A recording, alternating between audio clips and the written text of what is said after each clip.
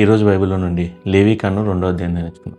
ఇదిగో లేవీకాండం 2వ అధ్యాయం 1వ వచనం చూసినప్పుడు, ఒకడు యెహోవాకు నైవేద్యం చేయనప్పుడు అతడు అర్పించినది గోధుమ పిండిదే ఉండవలను, అతడు దాని మీద నూనె పోసి సాంబ్రాణి వేసి అని చెప్పి రాయబడింది. ఇదిగో ఇక్కడ అర్పిస్తుంది గోధుమ పిండితో చేసిన అర్పణ. ఇది దేనికి సూచనగా ఉంది అంటే, ఇది థ్యాంక్స్ గివింగ్ సూచనగా ఉంది. అంటే ఒక వ్యక్తి కృతజ్ఞతతో దేవునికి ఇచ్చే అర్పణ ఇది. అయితే దేవుడు ఈ కృతజ్ఞత అర్పణని అందరికీ వెసులుబాటుగా చేశాడు. ఇది కేవలం ధనికులు మాత్రమే కాదు, ప్రతి వ్యక్తి అర్పించగలరు. ఏంటంటే ప్రతి వ్యక్తి పోషించబడుతున్నాడు, ప్రతి వ్యక్తి రోజు గోధుమలు తప్పక తింటాడు. ఇదిగో ఆ విధంగా పేద వ్యక్తి కూడా తన దగ్గరకు వచ్చి కృతజ్ఞతలు చెల్లించినట్లు దేవుడు చేశాడు. అవును, దేవుడు మనం ప్రతిదినం పోషిస్తున్నాడు. ఆయన మనం అనుదినము స్తుతించవలసిన బాధ్యతమే ఉన్నాం. దాంట్లో పేద ధనిక అనే భేదం లేదు. ఆయన దగ్గరికి ఎవరైనా రావచ్చు. ఆయన అందరూ ఇలా మేలు చేస్తున్నారు కాబట్టి అందరూ ఆయనకి కృతజ్ఞత చెల్లించే వద్దులే ఉన్నారు.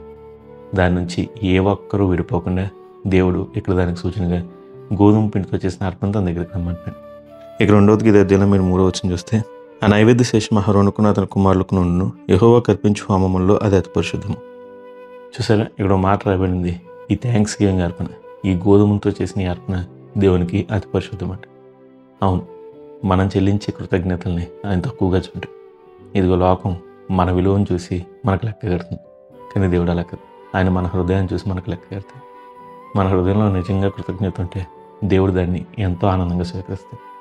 మనం ఆయన ఎడల కృతజ్ఞత కలిగి ఉంటే మనం ఇంకా ఆశీర్వదించబడతాం. ఆయన మన అర్పణని అది పరిశుద్ధంగా చూస్తారంటే. అవును, దేవుడు అంత గొప్పవాడు.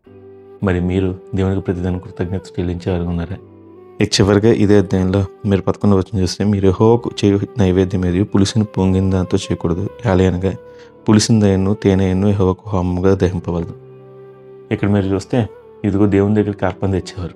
ఆ గోధుమ పిండి ఏ విధంగా తేవచ్చు, కాల్చి తేవచ్చు, రొట్టెగా చేసి తేవచ్చు, వాళ్ళకి నచ్చిన ఫామ్లో దాన్ని దేవుని సన్నిధి తీసుకురావచ్చు. అయితే ఒక్క విషయం, అది పులిసిందై ఉండకూడదు, అది పొంగకూడదు, దాంట్లో తేనె కలుపుతుంది.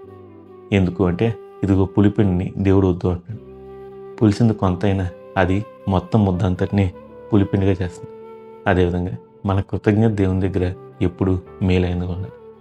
కొన్నిసార్లు మనలోకి కొన్ని తప్పుడు బోధలు వస్తాయి. ఇది తప్పుడు బోధలు, దేవుని తప్పని దృష్టి కలిగి ఉండడం, దేవునిది కాంది మనలో ఉండడం, ఇదంతా మనలో ఉన్న కృతజ్ఞతని పులిసిన దానిగా చేసి అది దేవునికి ఇష్టం లేనిదిగా చేస్తాయి. ఇక తేనెందుకు దేవుడు వద్దంటున్నాడు? తేనె మనుషులందరికీ చాలా ఇష్టమైనది కదా, తేనె చాలా గొప్పది కదా. మరైతే దేవుడు ఎందుకు వద్దన్నాడంటే, తేనెని సాధారణంగా ఆ కాలంలో అప్పుడున్న వ్యక్తులు ఇదిగో ఆ విధంగా ఉన్న విగ్రహాలకు బలి అర్పించడానికి, విగ్రహాలకు ఇష్టమైన దానిగా దాన్ని అర్పించారు. దేవుడు విగ్రహార్పితాన్ని లోకం ఆచరించే పద్ధతులని తనకు వద్దు అని చెప్తున్నాడు. అదేవిధంగా లోకం తేనెని చాలా బెస్ట్ అంటున్నాడు, లోకంలో అది ఘనమైంది. కానీ దేవుడు అంటున్నాడు, నాకు లోకంలో ఘనమైంది కాదు, నువ్వు నాకు ఘనమైన వాడు, నీ హృదయం నాకు ఘనమైంది, నువ్వు తీసుకొచ్చే కొద్దిదైనా నీ హృదయాన్ని నేను చూస్తున్నాను, నీ దగ్గర ఉన్న గంతం కదా అని చెప్పి. అవును, దేవుడు హృదయాన్ని చూశాడు.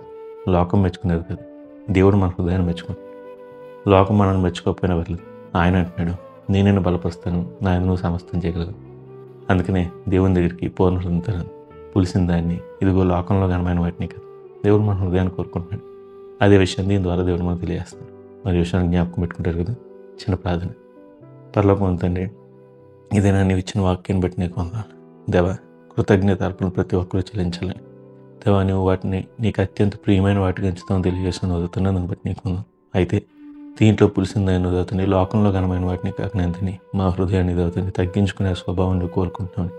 దాన్ని నువ్వు ఘనమైన ఎంచుతామని తెలియజేసినందుకు అట్టి హృదయంతో నీ వద్దకు వచ్చే భాగ్యం ఒక్కొక్కరికి దయచేయని వేడుకొంచు.